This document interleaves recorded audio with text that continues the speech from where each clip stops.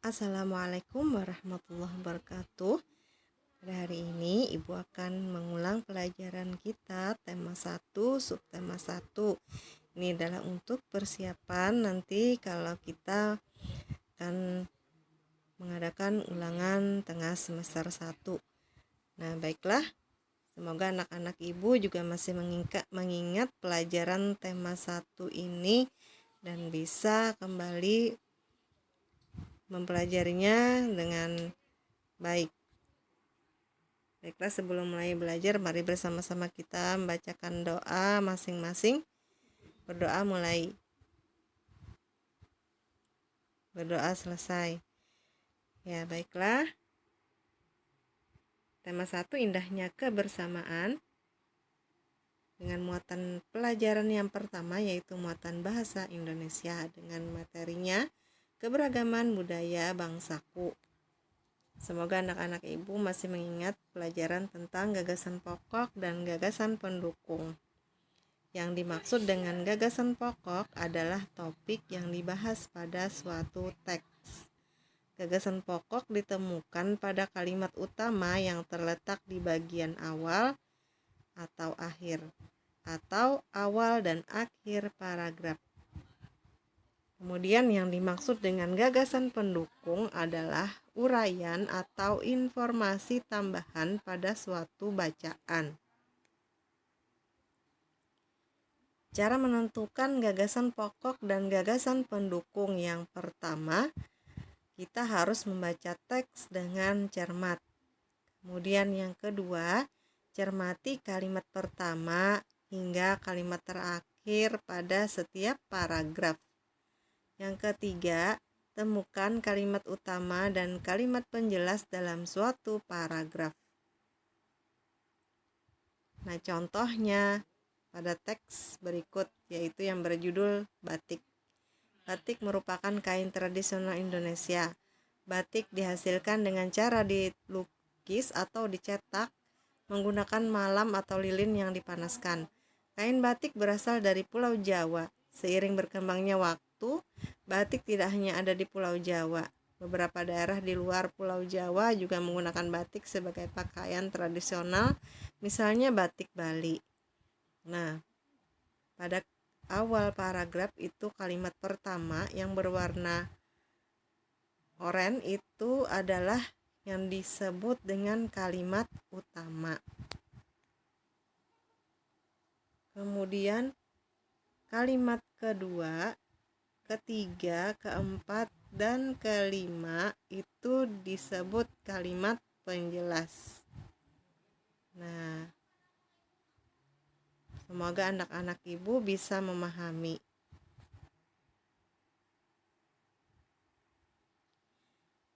Gagasan pokok pada teks tadi yaitu batik merupakan kain asli Indonesia. Nah, gagasan pokoknya terletak pada kalimat utama, yaitu terdapat di awal paragraf.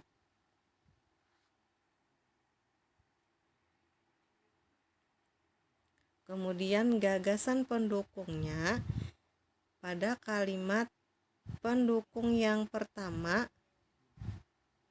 atau terdapat pada kalimat kedua, yaitu cara membuat kain batik.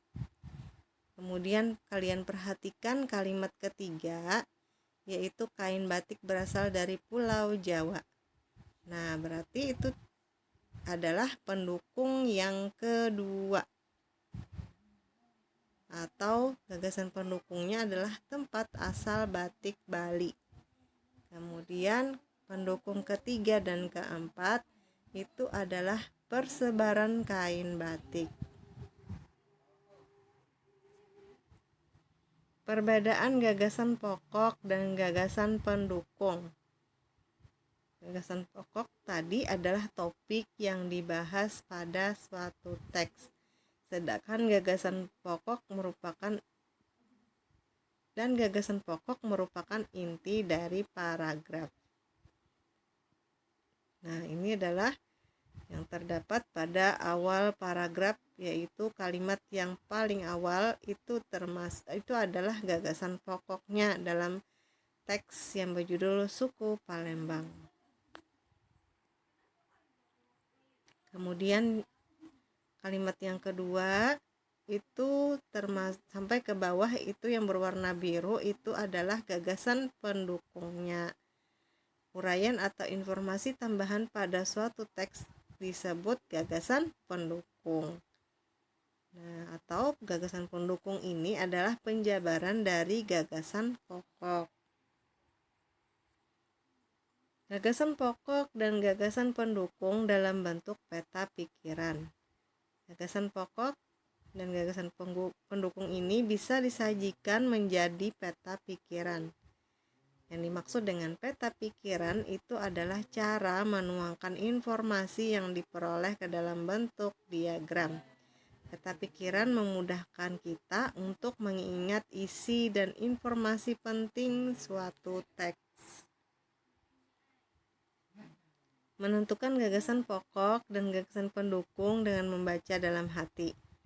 Gagasan pokok dan gagasan pendukung dapat ditemukan dengan cara membaca dalam hati. Membaca dalam hati artinya membaca tanpa mengeluarkan suara. Membaca dalam hati ini adalah kegiatan membaca dengan seksama yang bertujuan untuk memahami dan mengerti isi dari teks yang dibaca. Kita lanjutkan pelajaran selanjutnya, yaitu ilmu pengetahuan sosial. Bentuk-bentuk keragaman di Indonesia. Yang pertama, keragaman suku bangsa. Yang dimaksud dengan suku bangsa adalah sekelompok golongan yang hidup bersama di suatu tempat dan memiliki ciri-ciri budaya yang sama. Perempuan suku Bali memakai kebaya dalam kehidupan sehari-hari. Mereka membuat anyaman sebagai tempat sesajen secara bergotong royong. Contoh suku bangsa yang ada di Indonesia. Yang pertama, yang ada di Pulau Sumatera, yaitu suku Batak, suku Minangkabau, dan suku Aceh. Kemudian suku yang ada di Pulau Jawa dan Bali, yaitu suku Jawa, suku Sunda, suku Betawi, dan suku Bali. Kemudian suku yang ada di Pulau Kalimantan, yaitu suku Dayak, suku Banjar, dan suku Melayu. Suku yang ada di Sulawesi yaitu suku Bugis, suku Minahasa, dan suku Boer. Kemudian yang kelima adalah suku yang ada di Kepulauan Nusa Tenggara, yaitu suku Sasak, suku Sumba, dan suku Dawan. Yang terakhir adalah suku yang ada di Kepulauan Maluku dan Papua, yaitu suku Tabelo, suku Dani, dan suku Asmat. Keragaman bahasa, yaitu yang dimaksud dengan bahasa adalah alat komunikasi yang digunakan untuk manusia. Bahasa yang digunakan setiap suku bangsa berbeda-beda. Contoh bahasa daerah itu bahasa Batak yang berasal dari Sumatera Utara. Bahasa Sunda itu berasal dari Jawa Barat. Bahasa Betawi itu dari daerah DKI Jakarta. Kemudian yang ketiga adalah keragaman rumah adat. Setiap provinsi di Indonesia memiliki rumah adat yang berbeda. Contohnya rumah Tongkonan yang berasal dari Sulawesi Selatan. Rumah Joglo berasal dari Jawa Tengah. Rumah Gadang itu dari Sumatera Barat. Honai berasal dari Papua. Keragaman tarian. Contohnya adalah tari kecak yang berasal dari Bali. Tari adalah salah satu bentuk kesenian yang memadukan antara gerakan tubuh dan iringan musik. Tari cendrawasih berasal dari Bali. Tari perang berasal dari Papua. Tari jaipong berasal dari Jawa Barat. Keragaman pakaian tradisional yang kelima. Pakaian adat atau pakaian tradisional merupakan pakaian khas suatu daerah yang biasanya dipakai dalam acara adat. Contoh pakaian adat yaitu bundo kandung itu berasal dari Sumatera Barat, beskap dari Jawa Tengah, payas dari Bali, Yang selanjutnya adalah keragaman senjata tradisional. Senjata tradisional digunakan sebagai pelengkap pakaian adat. Biasanya dari Aceh itu senjata tradisionalnya adalah rencong. Keris itu berasal dari Jawa. Tombak trisula itu berasal dari Sumatera Selatan. Keragaman alat musik tradisional. Setiap provinsi memiliki alat musik tradisional. Cara memainkan alat pun beragam. Contoh alat musik tradisional misalnya tambo itu dari Aceh, angklung Jawa Barat, tifa Papua. Nah, ini adalah gambar musik tradisional tifa. Keragaman sosial dan budaya di daerah tempat tinggal. Suku merupakan sekelompok manusia yang memiliki latar belakang budaya yang sama. Suku bangsa yang tersebar di seluruh provinsi memiliki ciri khas masing-masing.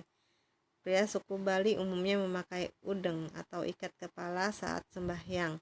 Setiap sembahyang, suku Bali memberi sesajen kepada para dewa.